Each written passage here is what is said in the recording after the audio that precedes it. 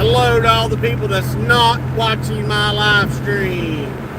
Hello to all the people that never got the notification. Hello to all the people that are shadow banned from my account. Woo! I love being a white, middle-aged American Christian man. Woo! The freedom of a soon-to-be minority. So when I become a minority, does that mean I get all the benefits that now the minorities have? Is that what happens? Or is it like in South Africa, where the black Africans are roaming the streets, murdering, slaughtering, having an actual genocide against the white South Africans? I think it's probably going to be the latter. Hope you guys are having a good day. We are, what do they call it? We're in a squatted truck today. My Ranger is squatted like this. A girl on Facebook Marketplace yesterday was giving away sheetrock. All I saw was free sheetrock. That's all I saw. I didn't look how thick. I didn't look how many. I didn't know. But I just didn't think, oh, that sheetrock's going to be heavy. Sheetrock is concrete. It's sheets of concrete. So in the end, it was 12 sheets of sheetrock. The little quarter-inch stuff, well, half-inch maybe. So I am squatting. Lunch while working at my desk up your well. I'm hurting. My shoulder is wrecked. It hurts worse today than it has in a very, very long time. Mainly because I loaded all this sheetrock by myself yesterday. Yeah, my truck is literally like this. When I get to my destination, I'll show you how squatted it is.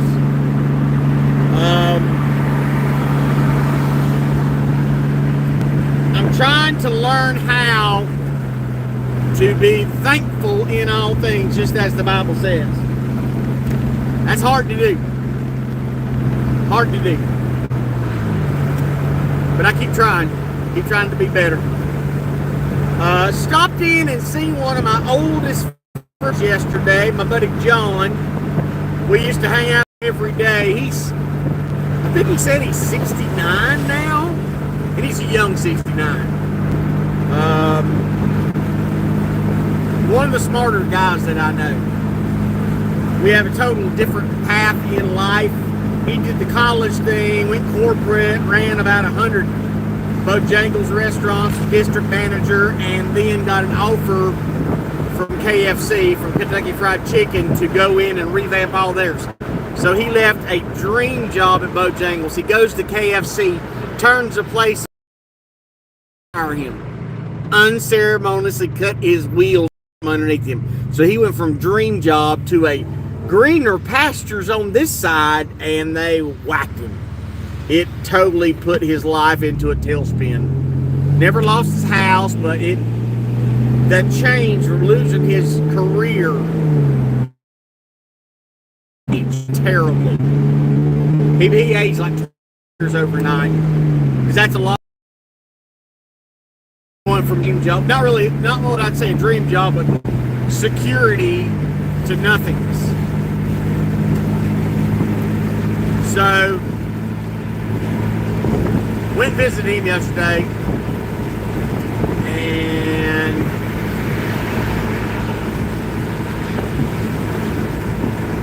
he used to sell a bunch of Volkswagen parts on the side. That's how we got to know each other, building Volkswagens, because I was the Volkswagen guy in Hickory, North Carolina. I was the Volkswagen guy. I would pick up a Volkswagen on Friday, out of the woods, out of a junkyard, out of somebody's backyard. I'd take a Volkswagen in 1 to 3 days. I could take a Volkswagen from nothing and have it running, driving, slamming on the ground, and ready to sell. I used to build, depending on which week it was, I could build 2 or 3 cars in a week's time. 1 week, 2 or 3 Volkswagens running and driving. I'd buy 5, 10 Volkswagens at a time, and this is with my full-time job running a business. I am paying for that now. My body is wore out. Just wasted. I'm falling apart at the seams. So, in all his years of selling parts, he accumulated a lot of stuff. And he's already made, what's up, Rob? He's already made more money than he can ever dream off the parts that he bought in bulk. But when he was buying, anytime you have a bunch of parts, you have to have storage. Now, the home he bought, and it's been in for the last 30 years, it had a big garage, like a 3-bay garage, so he filled it up, then had to get a tractor-trailer out back, a 50-footer, and then he got a container, a 40-foot long container, and he had every one of these things filled up. And before the city started getting on his ass, he had like 30 Volkswagens outside. He specialized in buses and Type 3s. Type 3s are fastbacks, squarebacks, and notchbacks. That's why he kind of specialized. Those are a lot more expensive parts. They're more refined on the certain parts that you have for a notchback, fastback, or a squareback. Squareback is the Volkswagen station wagon. The notchback is the rare one, which is like a single cab car, like a sedan, and then the fastback had the slope back. So he had a lot of those specialty parts. We used to go to the parts. We used to go to the Bug Bashes. They have a thing called Bug Bash where you can go, and it's a whole weekend. I had like a drag strip of Volkswagen's drag races and Volkswagen buses camping out. Just a good time. My daughter Chelsea, we used to take her to every Bug Bash. I would take one of my, back then I've had 50 buses, Beetles, Carmen Gias, and rail buggies and trikes. So we used to do that together. So now he's winding down. He's done. This new generation is not, he said they don't really do Volkswagens, and I understand. Volkswagens are kind of out of the price range now. Kids nowadays would rather build a freaking Honda. I don't know why you would build a Honda. It makes no sense to me except economics. Trends, the car hobby is based 90% on economics, on what you got the money to buy. That's why a lot of people build Volkswagens, because they are assumed to be cheaper than building a Chevelle or a fastback Mustang. I got into, my first car was a 76 Trans Am, 400 4-speed, white on white, with blue carpet, white interior, and a blue bird. It wasn't my first actual car. My first actual car was a 64 Volkswagen 1800, not Volvo 1800, PP 1800. It was a fastback, and then I got a 69 LTD, 4-door, 351 Windsor, hideaway headlights. That was a cool car. But started getting in Volkswagen. Oh my gosh, what are you doing? 10 feet off my bumper, and they pull out in front of me at 55 miles an hour. That's smart. So my first Volkswagen was a 74 Stupid Beetle I bought from a car lot, $1,800 down, $50 a week. I paid it off in like 3 months. It was all red. Somebody painted it red, and they painted everything red. The trim, the chrome, the door handles, the bumpers, the window rubber. I mean, they just blasted it red and scraped the dang paint off the windows with a razor blade. So the first weekend I had it, first thing I did is put a header and a boom tube on it, and the pipe on it was like 3.5 feet long pipe, thunder header. Put it on there, had it made it loud first. Of course, you got to make it loud. Then I cut the springs, lowered in the front end. They have McPherson shots on the Super Beetles. The Super Beetles are the one with the curved windshield and the curved front end on it. Nobody likes the Super Beetle. They're okay, they ride okay, but you can't really slam them to the ground. You can't make real buggies out of them. Oh, it was a Mexican. Anyway, anytime he comes to my house, or he goes to, or I go to his house, we show off our junk. And he was showing me the lack of his junk. But one thing he did show me is his 40-foot container. He's got one of those containers like come across the ocean on. A 40-footer, completely dry. And he said, hey man, this has got to go, it's got to go. He had a tractor trailer in the yard, he's already sold it. He said, why don't you buy this container from me? I said, okay, how much?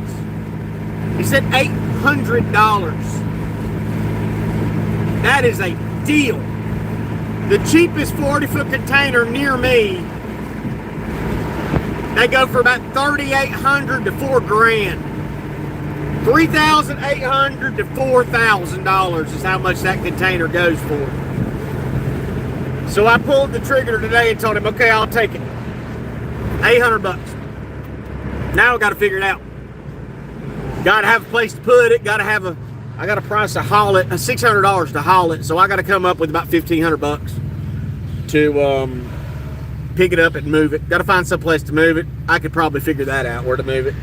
And then all crap hits the fan. If nothing else, I've got dry storage. And if I have to, I'll cut a hole in the side of it, run a generator, and put an air conditioner in the wall of it. Live in it. God's in control. God is in control. There have been so many just weird Matrix kind of things that's happened to me the past week. Just Matrix kind of stuff. And it happens to me all the time. Like, I always see the number 1111. I always see 1, 2, 3, 4. Just weird stuff in my life. He showed me his son has agoraphobia. His son never liked being around people. He would never leave the house. They were going to put him in jail for his son not going to school.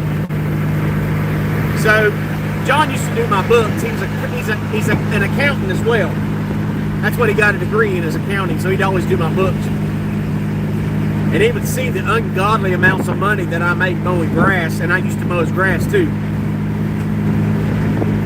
I think I paid him to come help me a couple times, like spreading mulch and stuff. He wasn't any good at it, but me paying my buddy to hang out, it was cool.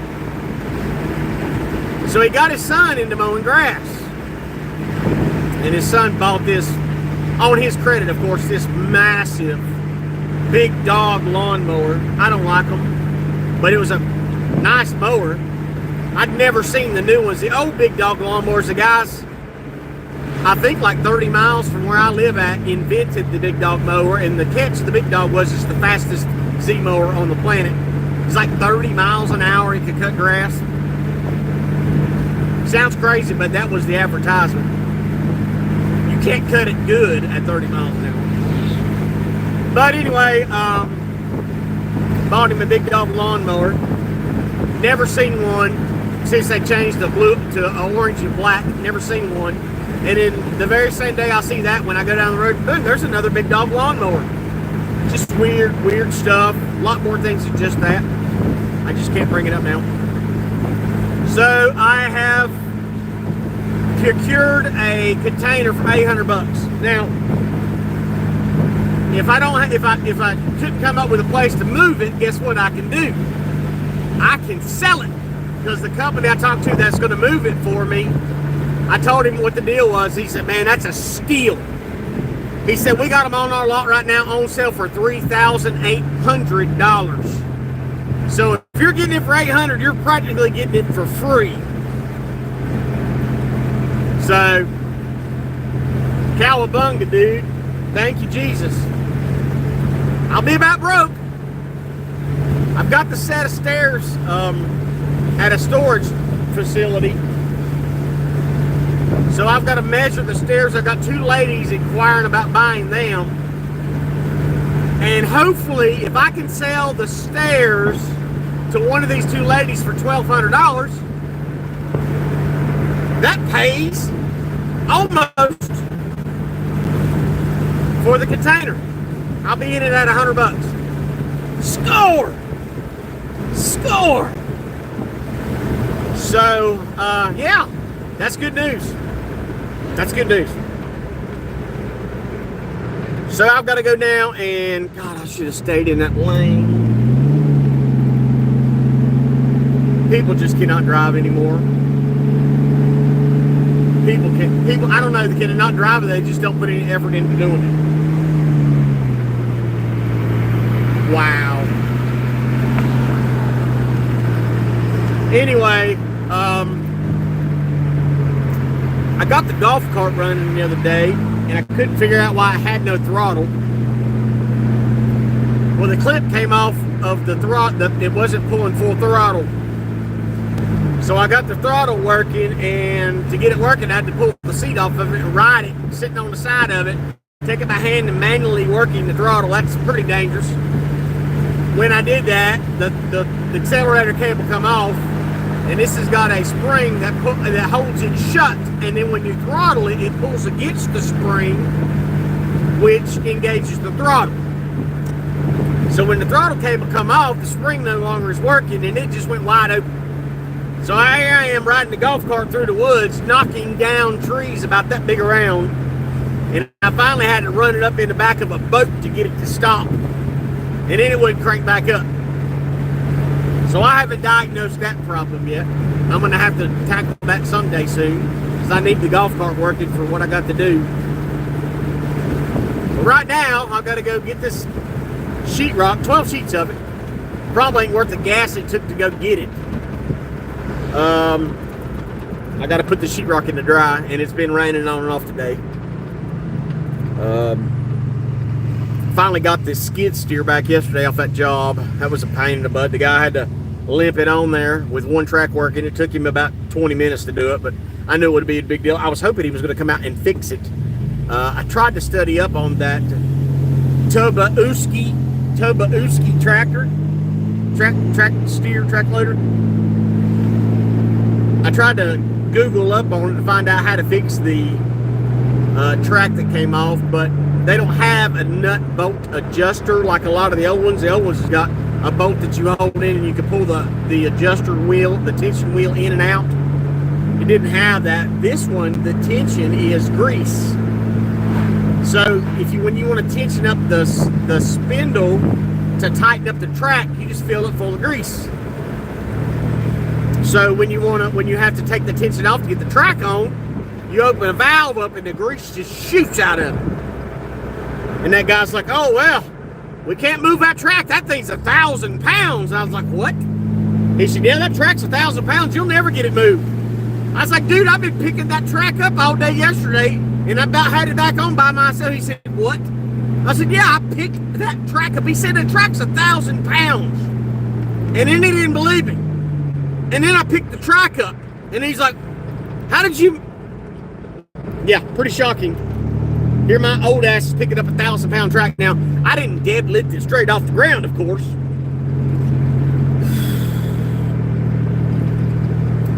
Talked to my doctor, and she said, and I knew she was wrong. She thought she was smart, but Medicaid will not cover my nerve medicine unless I try 2 recommended approved medicines for Medicaid, which sucks because I've got a medicine that works perfectly fine, but they won't let me have it. So I have suffered for like a month and a half now of losing my regimen of eating the medicine twice a day. I was on like 50 milligrams and it was 75 2 times a day, and then she prescribed me 100, and they're like, "We don't want to pay for it at all," which sucks, man, because I'm in pain. My arm is just about useless. I noticed this morning I've got 3 cast iron skillets, cast iron pans. I got 3 of them, one for bacon, one for liver mush, and then one for like hamburger or anything else I cook. So I cooked steak last night, and this is heavy. It's the heaviest one I have. And heavy is not always the best. So I don't know how I'm supposed to make it another few years. I don't know how my body is breaking down around me. And I mean, my besides the directed energy weapons, I mean, my heart's doing what it should do besides the many years of abuse from these weapons. But my body is broken, man. It's just wrecked. I mean, the motorcycle crash is the biggest thing. That's the biggest hindrance. I mean, look at me. I can't even, in this truck, in the Ranger, I can't even put my arm up here because it comes out of socket. As soon as it goes up, it flops down. I can take my down and push my shoulder, and it'll come out of socket. There's nothing holding the joint any longer. It's all gone, and there's no cartilage in between the joint, so it's in bad shape. It's getting to the point I can't even wipe my ass properly. And of course, this is my dominant hand. So if I'm gonna whoop somebody's ass, I'm gonna have to do it one-handed, or I'm just going to shoot somebody. Because I wasn't supposed to live this long. I was supposed to have been dead many, many years ago, and God has kept me here. For some reason, God wants me here. I've noticed this past week, because I haven't been as connected with my listening to my preaching, different preaching channels I listen to. I've noticed I'm doing an experiment that I knew would be the results. I already knew the answer, but I had to prove it. That if you're not putting Jesus into yourself at all times, then the least amount that you put in, the least amount that you will put out. So I have noticed that when I'm not doing my preaching, then I'm not Christ-centered. Been listening to a lot of just useless podcasts and this and that, and not concentrating on God. It hasn't given me the want and desire to get more of God. So that's a problem. So I got to get back on. Is anybody even in here, or am I just rambling to myself? It sounds like I'm just rambling to myself. Anyway, Redneck Rebel, good afternoon. I hope you guys have a good day. Somehow I got to get all this sheetrock off this truck by myself. And that's not easy to do. Luckily, it's not too heavy, but it's awkward as it can be, and it's hard to do when you ain't got a shoulder that works adequately. Now forget what I meant to tell my doctor to write me a note for not wearing a seatbelt, because I need to get that done, because I can't wear it. Just this pressure, that little bit of pulling on my shoulder pops it out. God bless.